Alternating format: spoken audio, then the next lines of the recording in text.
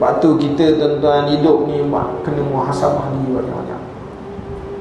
Kena muhasabah diri. Baik orang muda, baik orang pertengahan, baik orang tua.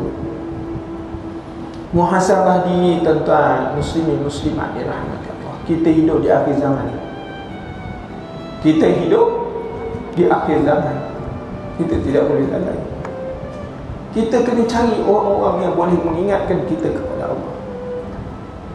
Kita kena cari kawan-kawan dan sahabat-sahabat yang boleh mengingatkan kita kepada Allah Ta'ala.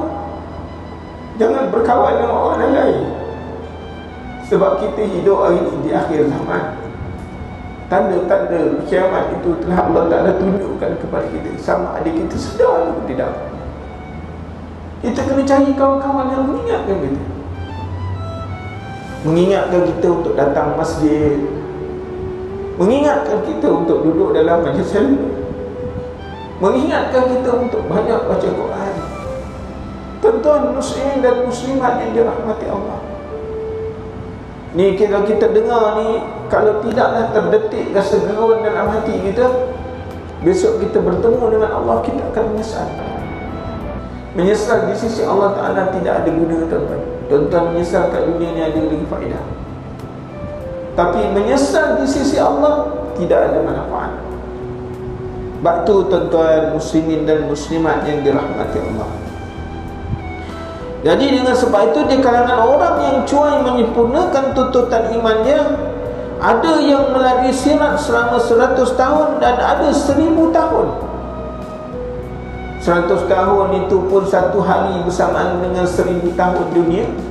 Kalau orang melintas 1000 tahun lamanya di akhirat, berapa lama dia nak melintang boleh sampai kepada penghujung?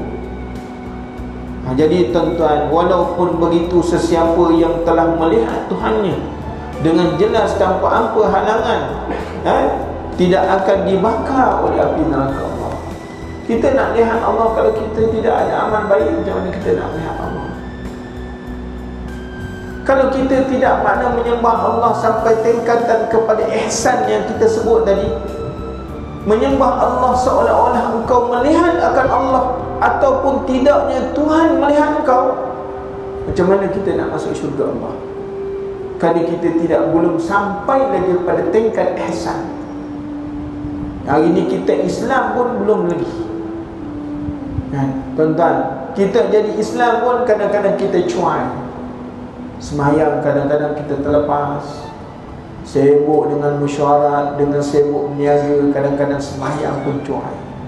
Semayang dah di hujung-hujung waktu, sibuk dengan anak-anak, sibuk dengan keluarga, kadang-kadang lalai, semua tinggal. Tuan-tuan muslimin muslimat yang dirahmati Allah, inilah hakikat yang kita kena faham.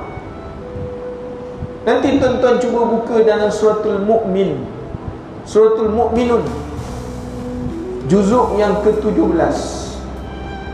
Tuan-tuan baca tentang sifat orang mukmin tu macam mana, yang digambarkan oleh Allah Ta'ala di dalam Quran. Tengok sifat orang mukmin yang nak masuk syurga Allah, yang akan mewarisi surga Firdaus tu, macam mana Allah Ta'ala gambarkan sifatnya. Allah Ta'ala sebut satu-satu. Kita masuk tak dalam kumpulan. Jadi dengan sebab itu tuan-tuan, kita menyampaikan, dan Allah Ta'ala yang memberi petunjuk dan hidayah. Kita cuma ingat saja, fazakir inna dzikra tanfa'ul mu'minin. Kalau peringatan kita ni ada manfaat, makna kita beruntung. Kita cuma beringat, ingat supaya kita sama-sama mengingatkan diri, mengingatkan tuan-tuan, supaya nanti besok kalau tuan-tuan berhujah depan Allah, kita juga ada hujah. Ya Allah, aku dah sampaikan. Allahumma balligh, ya Allah, aku dah sampaikan. Besok kalau Allah Ta'ala soal kita, apa kau buat hidup dekat dunia? Ya Allah, aku dah sampaikan. Mana tak ada dakwah-dakwi lagi tuan-tuan muslimin muslimat yang dirahmati Allah. Mudah-mudahan Allah beri taufik hidayah kepada kita.